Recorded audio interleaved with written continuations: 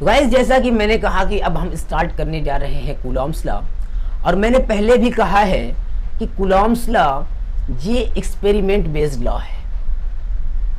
Experiment based means कि इसको establish करने के लिए मैथमेटिकल लंबी चौड़ी कैलकुलेशन की हेल्प नहीं ली गई है, बल्कि कई सारे एक्सपेरिमेंट्स किए चार्ल्स ऑगस्टिन डी कूलॉम ने, और उनकी बेसिस पे, अपने एक्सपेरिमेंट्स के बेसिस पे वो जो रिजल्ट मिला उन्हें, उसके बेसिस पर एक फार्मूला दिया जिसे हम जानते हैं F इज इक्वल टू के Q1 Q2 upon R square, और वही है कूलॉम्स लॉ के बेसिस पे उन्होंने फार्मूला दिया, जो कि इस लॉ की एक समरी है कह सकते हैं। अब वो कौन से एक्सपेरिमेंट्स थे? Actually Charles Augustin de Coulomb यानी कूलॉम, जिनके नाम पे ये लॉ है, ये काम कर रहे थे मिनिमम फ्रिक्शन के कंपास पे। एक कंपटीशन के अंदर काम कर रहे थे और मिनिमम फ्रिक्शन के कंपास पे ये काम कर रहे थे। इससे आसपास होने वाली मैग्नेटिक फील्ड्स की जो हलचल होती हैं उन्हें आसानी से और ज़्यादा एक्यूरेटली मेज़र किया जा सके।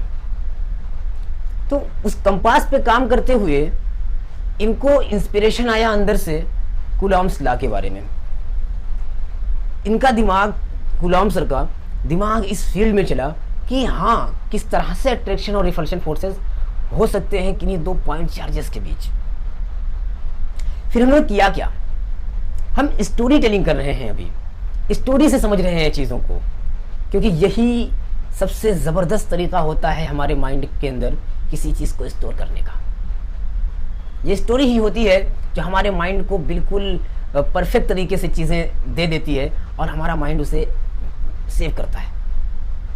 जब कूलॉम ने अट्रैक्शन और रिपल्शन फोर्सेस के बारे में सोचना शुरू किया दो पॉइंट चार्जेस के बीच में, तो इन्होंने इसे प्रैक्टिकल फॉर्म में एक सेटअप करके उस पर प्रैक्टिकल करने की कोशिश की।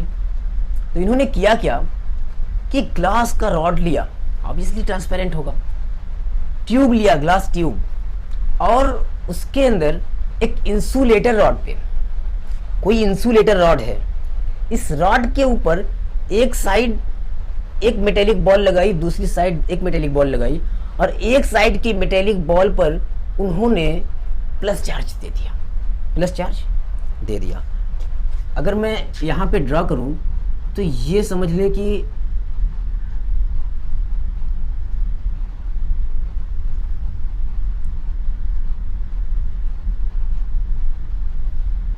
कूलॉम सर ने जो ट्यूब ली थी वो ये ट्यूब थी। इस ट्यूब के अंदर उन्होंने एक इंसुलेटर रॉड, जिसके ऊपर से चार्जेस फ्लो नहीं हो सकते, उस रॉड को एक थ्रेड से इसके अंदर इस तरह से लटका दिया, और इस पे एक तरफ, इसके दोनों तरफ मेटेलिक बॉल्स लगाई छोटी, और इस पर इसकी एक बॉल पे प्लस चार्ज दे दिया, दूसरी को न्यूट्रल रखा। और ये जो थ्रेड है इसको इस तरह से लटकाया कहीं से, और ये जो इसकी ग्लास की आउटर सरफेस है उस पे मीटर स्केल लगाया इन्होंने। इस पे इस तरह से मीटर स्केल लगाया कि हम मेज़र कर सके कि कब कितना मूवमेंट हो रहा है।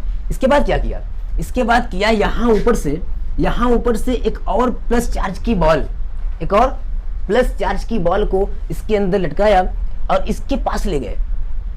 और जैसे ही पास ले गए, फिर क्या हुआ ये कि ये बॉल अगली आने वाली प्लस चार्ज बॉल से, अगर ये इस तरह की ये बॉल हो और ये भी प्लस चार्ज है, तो जैसे इस बॉल को पास लाते थे ये मूव कर जाता था, ये रोटेट कर जाती थी, ये इस तरह से रोटेट कर जाती थी। क्यों? क्योंकि रिपल्शन लग रहा था इनके बीच क्या हो रहा था? रिपल्शन लग रहा था। और जब अपने प्रैक्टिकल में कूलॉम सर ने इस बॉल के ऊपर चार्ज को इंक्रीज किया तो देखा कि ये जो रिपल्शन है इस मीटर स्केल पे ज़्यादा शो हो रहा है, और जब इस चार्ज को डिक्रीज किया तो रिपल्शन कम शो हो रहा है। प्लस जैसे इस बॉल को पास लेकर के जाते हैं, यानी कि इनके बीच की डिस्टेंस को कम करते हैं, तो फोर्स ज़्यादा लगने लगता है, रिपल्शन ज़्यादा शो करता है। और जैसे ही डिस्टेंस को बढ़ाते हैं, फोर्स कम शो करता है, रिपल्शन कम शो करता है। तो इस बेस पे उन्होंने कई बारी प्रैक्टिकल किए इस पे, और अपनी डीप एनालिसिस के बेसिस पे ये कंक्लूजन निकाला कि किन्हीं दो पॉइंट चार्जेस के बीच जो स्टेशनरी है, किन्हीं दो स्टेशनरी पॉइंट चार्जेस के बीच लगने वाला अट्रैक्शन और रिपल्शन फोर्स, उनके चार्ज के मैग्नीट्यूड के प्रोडक्ट के, जो चार्ज का मैग्नीट्यूड है उनके प्रोडक्ट के, उनके मल्टीप्लिकेशन के डायरेक्टली प्रोपोर्शनल होता है। कूलॉम्स लॉ स्टेट्स दैट, मैं कहूं कूलॉम्स लॉ या कहूं it states that, it states that attraction or repulsion force between two stationary point charges, attraction or repulsion force between two point charges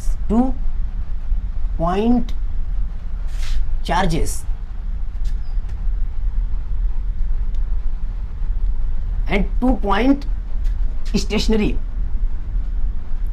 भी होना जरूरी है। अगर चार्जेस मूव कर रहे हैं तो उनके ऊपर कूलॉम्स लॉ अप्लाई नहीं होगा, वो कूलॉम्स लॉ जैसा बिहेव नहीं करेंगे। और जब स्टेशनरी है और पॉइंट है, ठहरे हुए हैं और पॉइंट है, तो ही ये कूलॉम्स लॉ अप्लाई होगा। अब मैं बात करूं कि पॉइंट चार्जेस क्या है। पॉइंट चार्जेस से समझ में आता है कि बहुत छोटे छोटे चार्जेस, लेकिन यहां पे रिलेटिव टर्म्स में बात होगी। यहां पे कोई चीज कब छोटी है, कोई चीज कब छोटी है, हम उसे छोटा कब कह सकते हैं, हम उसे पॉइंट चार्ज कब कह सकते हैं, ये एक बहुत ही इंपॉर्टेंट क्वेश्चन है। तो हम किसी भी चार्ज को पॉइंट चार्ज तब कह सकते हैं, इन्हीं चार्जेस को पॉइंट चार्जेस तब कह सकते हैं जब उनके साइज के कंपैरिजन में उनको सेपरेट करने वाली डिस्टेंस बहुत ज़्यादा हो, और इस डिस्टेंस के कंपैरिजन में उनका जो साइज है, उनका रेडियस है, वो नेग्लिजिबल हो। समझ में आ रहा है? एक इतनी छोटी बॉल हो, छोटी सी बॉल, मटर के दाने जितनी बॉल हो, और दूसरी बॉल भी उतनी हो, और इन पे चार्जेस हो, और उन्हें 1 मीटर की दूरी पे रखा गया है, तो इनकी साइज तो लगभग नेग्लिजिबल ही हुई। 2 मीटर की दूरी पे रखा हुआ है, 10 मीटर की दूरी पे रखा हुआ है, नेग्लिजिबल हुई। ठीक।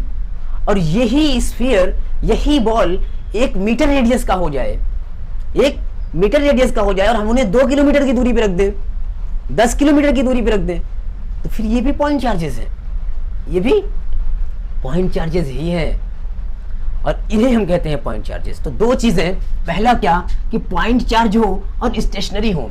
जब पॉइंट चार्जेस होंगे, स्टेशनरी होंगे, तब ये हमारे लिए कूलॉम्स लॉ को फॉलो करेंगे और हम इन पे कूलॉम्स लॉ को अप्लाई कर सकते हैं। ठीक है। तो क्या कहा मैंने कहा इट स्टेट्स दैट अट्रैक्शन और repulsion force between 2 point and stationary charges are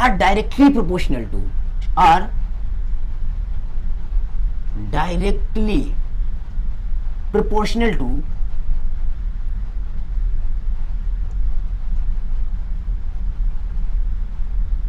directly proportional to magnitude of product of magnitude of the charge। किसका? जो चार्ज का मैग्नीट्यूड है उसके प्रोडक्ट के डायरेक्टली प्रोपोर्शनल होगा। किसके? प्रोडक्ट ऑफ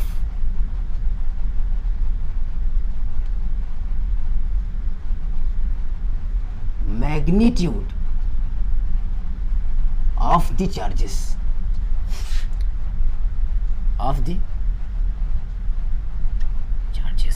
यानी कि इनके बीच का जो अट्रैक्शन फोर्स हो या रिपल्शन फोर्स हो। हमने पहले पढ़ लिया है कि अट्रैक्शन फोर्स लाइक चार्जेस के बीच रिपल्शन और अनलाइक चार्जेस के बीच अट्रैक्शन। अब यहाँ पे डिपेंड करता है ये दोनों पॉइंट चार्जेस जो हैं, अगर अनलाइक चार्जेस हैं तो अट्रैक्शन फोर्स लगेगा, और अगर लाइक चार्जेस हैं तो रिपल्शन फोर्स लगेगा। प्लस प्लस है तो रिपल्शन, माइनस माइनस है तो रिपल्शन, और एक प्लस एक माइनस है तो अट्रैक्शन। ये लगे कोई सा भी फोर्स, अट्रैक्शन लगे, रिपल्शन लगे, लेकिन होगा क्या, उनके मैग्नीट्यूड के जो चार्ज है उसके मैग्नीट्यूड के प्रोडक्ट के डायरेक्टली प्रोपोर्शनल होगा। इसे मैं लिख सकता हूं F is directly proportional to Q1 dot Q2 लिख सकते हैं। और एक चीज और, क्या यही फोर्स इनवर्सली प्रोपोर्शनल होगा, क्योंकि जैसे जैसे हम डिस्टेंस को कम करते थे फोर्स इंक्रीज होती थी, फोर्स बढ़ती थी, ठीक, रिपल्शन ज्यादा शो करती थी, यहाँ पे रिपल्शन ज्यादा शो करती थी, और जैसे ही हम डिस्टेंस को इंक्रीज करते थे रिपल्शन कम शो होती थी, फोर्स कम लगती थी। यानी कि इनवर्सली प्रोपोर्शनल। और अपने डिटेल्ड एनालिसिस में, अपनी ब्रीफ एनालिसिस में बताया कि ये जो डिस्टेंस है इसके स्क्वायर के इनवर्सली प्रोपोर्शनल है, इसके स्क्वायर के इनवर्सली प्रोपोर्शनल है। और अगला पॉइंट में क्या लिखूंगा, एंड इनवर्सली प्रोपोर्शनल टू, क्या, inversely proportional to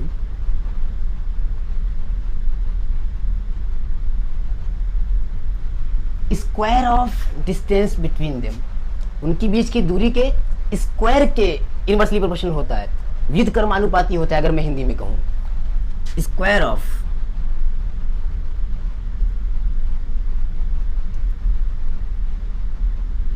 distance between them and inversely proportional to square of distance between them. और इसे मैं क्या कह सकता हूं, इसे मैं कह सकता हूं F is directly proportional to 1/r²। और इसे हम एक नाम और देते हैं, इनवर्स स्क्वायर लॉ।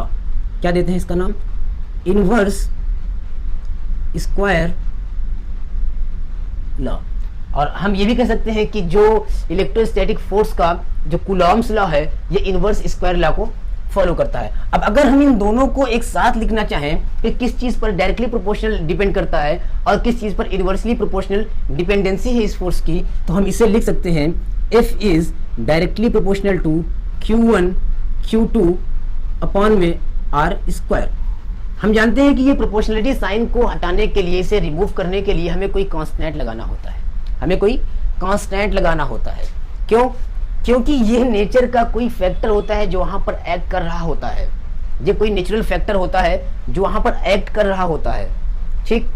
और अब उस फैक्टर को हम जब ध्यान नहीं दे पाते, हम उस पे बात नहीं कर रहे होते हैं, तो हम उसे प्रोपोर्शनलिटी साइन के तरीके से देखते हैं। और जैसे ही इस पे मैं एक ब्रीफ डिस्कशन करने वाला हूं अपने आगे के लेक्चर्स के अंदर कि ये क्या होता है कि जब प्रोपोर्शनलिटी साइन को हम रिमूव करते हैं, जब हम इसे हटाते हैं, तो यहाँ पर एक कांस्टेंट कहाँ से आ जाता है, ठीक है। फिर मैं इसे क्या लिख सकता हूं, इसे मैं लिख सकता हूं F is equal to K Q1 Q2 upon r²। और ये जो है ये है इक्वेशन कूलॉम्स लॉ की, कूलॉम की लॉ की ये है इक्वेशन। अच्छा, ये बिल्कुल वैसा ही नहीं दिख रहा है जैसा 11th के अंदर ग्रेविटेशनल फोर्स की इक्वेशन थी। क्या थी, F is equal to G m1 m2 upon r²। क्या वैसा ही नहीं दिख रहा है, बिल्कुल फोर्स ऑफ ग्रेविटेशनल थी और ये फोर्स ऑफ इलेक्ट्रोस्टैटिक है। इलेक्ट्रोस्टैटिक फोर्स की और ग्रेविटेशनल फोर्स की, इनकी इक्वेशंस एक जैसी दिख रही हैं। यहां पर कांस्टेंट है K, यहां पर कांस्टेंट है G, ठीक है। जो G है ये ग्रेविटेशनल कांस्टेंट है, ये है यूनिवर्सल कांस्टेंट है, ये हमेशा वही रहने वाला है 6.67 इंटू 10⁻11, ठीक। और जो ये K है, K इलेक्ट्रोस्टैटिक कांस्टेंट जिसे हम कहते हैं, ये इलेक्ट्रोस्टैटिक कांस्टेंट जो है ये यूनिवर्सल नहीं है, ये कांस्टेंट यूनिवर्सल नहीं है, ये एक मीडियम डिपेंडेंट कांस्टेंट है। यानी कि अगर हमने दो पॉइंट चार्जेस को किसी एक मीडियम में रखा है किसी डिस्टेंस पर, तो उन पे लगने वाले अट्रैक्शन और रिपल्शन फोर्सेस अगर हम मीडियम चेंज कर दें उसी डिस्टेंस पे वही चार्जेस हो, तो इनके बीच लगने वाले फोर्सेस चेंज हो जाएंगे, इनके बीच लगने वाले फोर्सेस चेंज हो जाएंगे। ये जो यहाँ पर K है, K ये क्या है, इसकी अगर मैं वैल्यू की बात करूं, न्यूमेरिकल वैल्यू की, तो एयर के लिए या वैक्यूम के लिए, एयर और वैक्यूम जो है ये एग्जैक्टली सेम तो नहीं है, लेकिन साइंस के अंदर, फिजिक्स के अंदर हम कई बार इसको जो है बिल्कुल सेम लेकर के चलते हैं। तो इसकी जो वैल्यू है वो 9, approximate value 9 × 10⁹ newton metre square पर कूलॉम्ब स्क्वायर होती है। अप्रॉक्सीमेट वैल्यू है 8.9 समथिंग होती है, लेकिन हम अप्रॉक्सीमेट वैल्यू को कंसीडर करेंगे यहाँ पर कि क्या है, ये है किसके लिए, एयर के लिए, एयर के लिए या वैक्यूम के लिए। और अगर मैं के की बात करूं कि के हम कैसे निकालते हैं, के कैसे कैलकुलेट होता है, तो जो ये के है जो इलेक्ट्रोस्टैटिक कांस्टेंट है, क्या है ये, इलेक्ट्रोस्टैटिक कांस्टेंट। ये इलेक्ट्रोस्टैटिक कांस्टेंट जो है मीडियम पे डिपेंडेंट है, और इसकी जो वैल्यू होती है वो होती है 1/4 पाई एप्सिलॉन के बराबर, 1/4 पाई एप्सिलॉन। यहाँ पे एप्सिलॉन क्या है, एप्सिलॉन है permittivity of the medium, permittivity of the medium. और जब ये मीडियम कोई हो ही ना, यानी कि वैक्यूम हो, यानी कि स्पेस हो, यानी कि एयर हो, मैंने कहा ना वैक्यूम और एयर को हम सेम कंसीडर करेंगे। जब यहाँ पर मीडियम कोई हो ही ना, तो हम इस एप्सिलॉन को एप्सिलॉन नॉट लिखते हैं, एप्सिलॉन नॉट लिखते हैं, ठीक है, एप्सिलॉन नॉट लिखते हैं, यानी कि परमिटिविटी ऑफ एयर, क्या, परमिटिविटी ऑफ एयर या एब्सोल्यूट परमिटिविटी, क्या, एब्सोल्यूट परमिटिविटी। और जो ये एब्सोल्यूट परमिटिविटी और परमिटिविटी ऑफ द मीडियम है, जो ये परमिटिविटी ऑफ एयर और परमिटिविटी ऑफ द मीडियम है, इस पे हमारा एक सेपरेट लेक्चर होगा डिटेल में, और वहां से हम के की वैल्यूज की भी बात करेंगे। अब ये जो के की वैल्यू है वैक्यूम के लिए या एयर के लिए 9 × 10⁹, इसकी जो यूनिट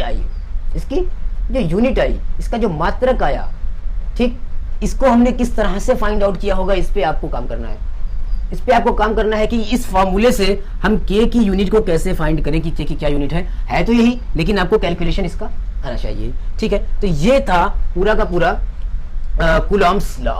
कूलॉम्ब्स लॉ पे हमने एक अच्छा सा डिस्कशन किया। हमने देखा कि कैसे प्रैक्टिकल किया, क्या सेटअप था कूलॉम्ब सर का, कि जब उन्होंने बताया कि इनके चार्जेस जब इंक्रीज होते हैं तो इनके बीच अट्रैक्शन और रिपल्शन फोर्सेस भी इंक्रीज होते हैं, और अगर उनके डिस्टेंसेस को इंक्रीज किया जाए तो रिपल्शन और अट्रैक्शन फोर्स जो भी हो रहे हैं वो डिक्रीज होंगे, यानी कि इनवर्सली प्रोपोर्शनल होंगे, लेकिन स्क्वायर के, यानी कि डिस्टेंस के स्क्वायर के। और हमने कंक्लूड किया क्या कि इट स्टेट्स दैट अट्रैक्शन और रिपल्शन फोर्स बिटवीन 2 पॉइंट और स्टेशनरी चार्जेस, दो चीजें बहुत ध्यान देने वाली, क्या, point and stationary charges are directly proportional to product of magnitude of the charges, यानी कि चार्जेस के मैग्नीट्यूड के प्रोडक्ट जो है उसके डायरेक्टली प्रोपोर्शनल होंगे। मैंने इसे लिख दिया F is directly proportional to Q1 and Q2। फिर हमने कहा कि and inversely proportional to square of the distance between them, यानी कि उनके बीच की दूरी के स्क्वायर के इनवर्सली प्रोपोर्शनल होगा। और मैंने लिखा F is inversely proportional to R square या F is directly proportional to 1/R square. और इससे क्या नाम देते हैं, इसे नाम देते हैं इनवर्स स्क्वायर लॉ। ये हुआ। और फिर हमने क्या बात की, हमने इन दोनों को कंबाइन किया, हमने इन दोनों को एक साथ किया। एक साथ करने के बाद F क्या है, डायरेक्टली प्रोपोर्शनल हो गया Q1 Q2 के और R स्क्वायर के। ठीक, हमने प्रोपोर्शनलिटी साइन को रिमूव किया, वहां पे रिमूव करने के बाद एक कांस्टेंट आया, उस कांस्टेंट को हमने K कर दिया और अब हमारा फार्मूला निकल करके आ गया F is equal to K Q1 Q2 upon R square. और फिर हमने क्या, हमने किया कि ग्रेविटेशनल फोर्स के इक्वेशन के साथ इसको कंपेयर किया। हमने देखा F gravitational is equal to G_m1 × upon R square है। सेम वैसा ही है। यहाँ पर कांस्टेंट क्या था, ग्रेविटेशनल कांस्टेंट जो यूनिवर्सल था, यहाँ पर कांस्टेंट इलेक्ट्रोस्टैटिक कांस्टेंट जो यूनिवर्सल नहीं है। ठीक, ऐसे ही समराइज करेंगे, हर एक लेक्चर को इतनी ही तेजी से समराइज करेंगे, सारा पढ़ेंगे, सारा समझेंगे, फिर विद इन अ मिनट हम उसको समराइज कर लेंगे और सारा का सारा अपने माइंड में सेव करके रख लेंगे। ठीक है, क्या है ये K, क्या है K है इलेक्ट्रोस्टैटिक कांस्टेंट जो मीडियम डिपेंडेंट है। अगर मीडियम चेंज कर दिया जाए तो ये चेंज हो जाएगी। एयर के लिए K की वैल्यू कितनी है, 9 × 10⁹ न्यूटन मीटर स्क्वायर पर कूलम्ब स्क्वायर। ये है क्या, फॉर एयर और वैक्यूम, इलेक्ट्रोस्टैटिक कांस्टेंट। और इसकी जो इसको हम कैलकुलेट कैसे करते हैं, जब मीडियम डिपेंडेंट है, जाहिर सी बात है मीडियम की कोई नेचर होगी, मीडियम की कोई स्पेसिफिकेशन होगी, कोई क्वालिटी होगी जिसकी वजह से ये चेंज हो जा रहा है। तो अब वो क्या है, वो क्वालिटी परमिटिविटी है, और 1/4 पाई एप्सिलॉन ये के इज इक्वल टू होता है। और ये जो एप्सिलॉन है ये क्या है, ये परमिटिविटी ऑफ द मीडियम है, परमिटिविटी ऑफ द मीडियम। और जो एयर की परमिटिविटी है, उस परमिटिविटी होती है, उससे हम एप्सिलॉन नॉट लिखते हैं। यानी कि जब मीडियम हो ही कोई ना, या मीडियम हो ही कोई ना, कोई मीडियम ही नहीं है, मतलब मीडियम इज नॉट प्रेजेंट, ठीक, वैक्यूम है या एयर है, तो एप्सिलॉन नॉट लिखते हैं और परमिटिविटी ऑफ एयर कहते हैं, और हम इसे एब्सोल्यूट परमिटिविटी कहते हैं। और एब्सोल्यूट परमिटिविटी और परमिटिविटी ऑफ द मीडियम पे मेरा एक सेपरेट लेक्चर होने वाला है। तो ये था पूरा का पूरा कूलॉम्स लॉ, ठीक। इसमें कोई भी डाउट हो, कोई भी कंफ्यूजन हो, तो इसे आप कमेंट सेक्शन में पूछ सकते हैं। किसी भी कंफ्यूजन के बारे में, कूलॉम्स लॉ से रिलेटेड कोई भी कंफ्यूजन अगर आपको रह गया है तो उसे आप कमेंट सेक्शन में पूछ सकते हैं। और हमारा अगला लेक्चर जो आने वाला है, उसके लिए हमारे इस चैनल को सब्सक्राइब कर लें। वीडियो पसंद आए तो लाइक कर दें और अपने फ्रेंड सर्कल में शेयर कर दें। और अगला लेक्चर इसी कूलॉम्ब लॉ के वेक्टर फॉर्म पे होने वाला है। कूलॉम्ब लॉ के वेक्टर फॉर्म पे ये अगला लेक्चर होने वाला है। तो मिलते हैं अगले लेक्चर में, तब तक के लिए best of luck and take care.